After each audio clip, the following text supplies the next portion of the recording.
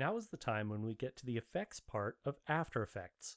Effects are in essence additional settings you can apply to layers to help achieve a specific look or style. Let's jump right into our project and apply a few effects to visually spice things up a bit.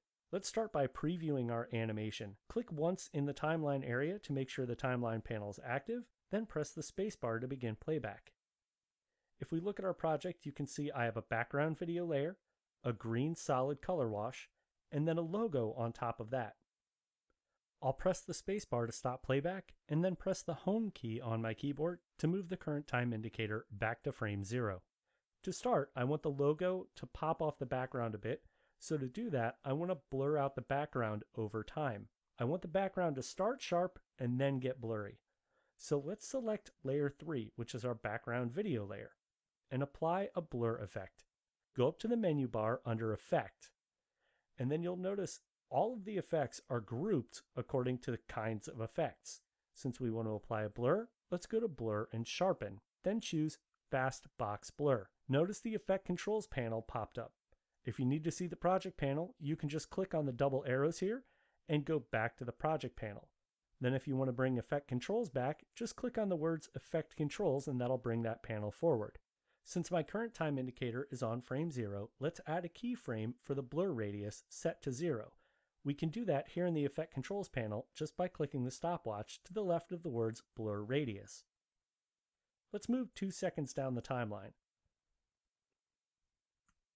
Now I'm not sure exactly how blurry I want this to be, so I'll go back up to my Effect Controls panel and scrub on the blur radius parameter just by clicking and dragging to the right. I really like how this pops with the setting close to 50. Now I know you're thinking, well, where are my keyframes? I've been applying them and I don't see them in the timeline.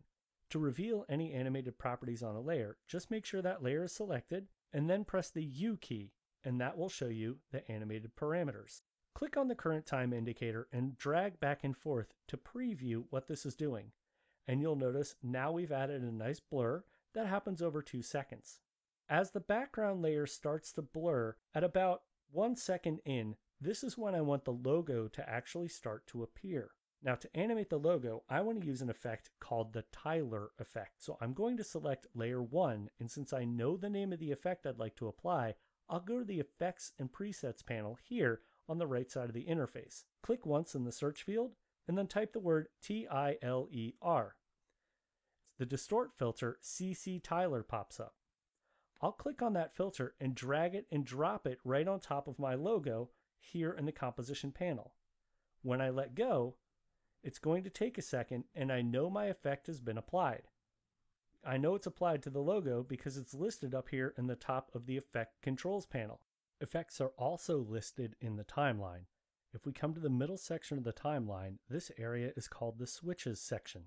And whenever you see the letters FX, that's a switch that allows you to toggle the effect on or off for the individual layer. Now let's check out the CC Tyler effect and see if we can make this logo animation pop a little bit. On the Scale parameter in the Effect Controls panel, click and drag to the left to scrub that parameter down to a setting of 0. Scrubbing on the effect parameter gives you a good preview as to what you can achieve with that effect. So let's set our scale to a setting of 0 and click on the stopwatch to add a keyframe. Now let's move about 2 seconds down the timeline.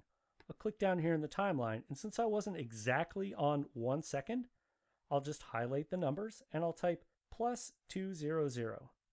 And when I press enter, notice it moved me exactly 2 seconds down the timeline. Now let's change the scale setting of our Tyler effect up to 100% and press enter. To preview our animation, we can actually go to the preview panel here and click the leftmost button to move the current time indicator back to the beginning of the timeline, and then press the play button to play things back. By applying effects, we've definitely spiced things up a bit. So if you know what effect you're going to apply, you can always search for the effect by name in the Effects and Presets panel. And if you're ever not quite sure what an effect might look like, go ahead and apply it to a layer and scrub in the Effect Controls panel to preview the effect.